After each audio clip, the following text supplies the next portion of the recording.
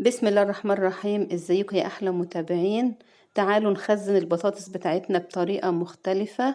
انا عاملة فيديو على القناة قبل كده بخزن البطاطس فيه من غير ولا نقطة زيت واحدة، وبتفضل برضو عندي طول السنة جميلة، وبتبقى مقرمشة في القلي وطعمها حلو، وبتحافظ لي على كمية البطاطس اللي انا بشتريها.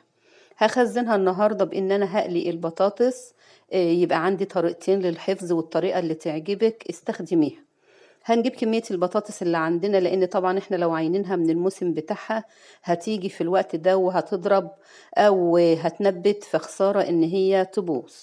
هناخد كمية البطاطس اللي احنا عاينينها او اللي هنشتريها عادي مفيش مشكلة، وهنقطعها ان هي تبقى صوابع متساوية زي بعضها.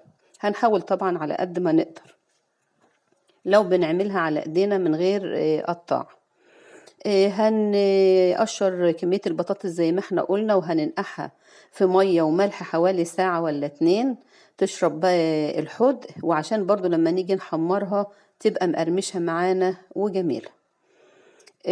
هناخد بقى كمية البطاطس وهنجيب القلاية وفيها كمية زيت مناسبة كده، وهننزل بالبطاطس بتاعتنا بعد ما نقعناها زي ما احنا قلنا حوالي 2 ساعات، ونبتدي ان احنا نحمر البطاطس. لو استخدمنا الطريقة الأولانية اللي أنا عاملة لها فيديو على القناة قبل كده، والله الطريقة جميلة وبتفضل معايا طول السنة، ما بيجراش لها أي حاجة، وبتبقى برضو في القلي مقرمشة وجميلة. لو انت عايزة تحمريها قدامك برضو الاختيار التاني زي ما أنا بحفظها في الفيديو ده، هنحمرها في الزيت وهنحفظها بالطريقة اللي أنا بعملها دي، وهنشوفها مع بعض. والطريقتين كويسين، وممكن تستخدمي الطريقة اللي تعجبك. وبتفضل عندي كمية البطاطس اللي أنا اشتريتها من أول السنة محافظة عليها، وخسارة إن أنا أهدرها أو إن أنا أرميها، لأن طبعا من أول ما بتطلع من الموسم ممكن تفضل معاكي لشهر 5 لشهر 6، بعد كده بتنبت مننا أو بتضرب زي ما احنا قلنا. بعد ما البطاطس بتحمر معانا طبعا بيبقى نص قلية كده، ما بنحمرهاش للآخر زي ما بنكون رايحين نعملها للأكل في وقتها. بناخد البطاطس بتاعتنا بعد ما حمرناها نص قلية كده. والله الطريقة جميلة وسهلة وبتحفظ لك البطاطس لآخر الموسم. وحرام لو احنا جبنا بطاطس ونيجي في الوقت ده نهدرها بعد ما عنها حوالي 5 شهور، خسارة طبعا للناس اللي بيجيبوا كميات كبيرة او بيخزنوها.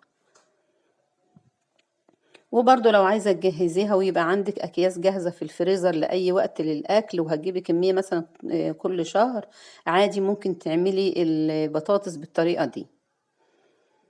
هنحمر بقى بقية البطاطس اللي معانا زي ما احنا شايفينها كده يا حبايبي، بتبقى نص تحميرة، والبطاطس مقطعينها متساوية على قد ما بنقدر. بنجيب ورقة زبدة ونبتدي ان احنا نفرد البطاطس بتاعتنا على صينية كبيرة لحد ما تبرد معانا. الطريقة سهلة وبسيطة، وطبعا لما هنعمل كمية كبيرة بنبتدي ان احنا نرشها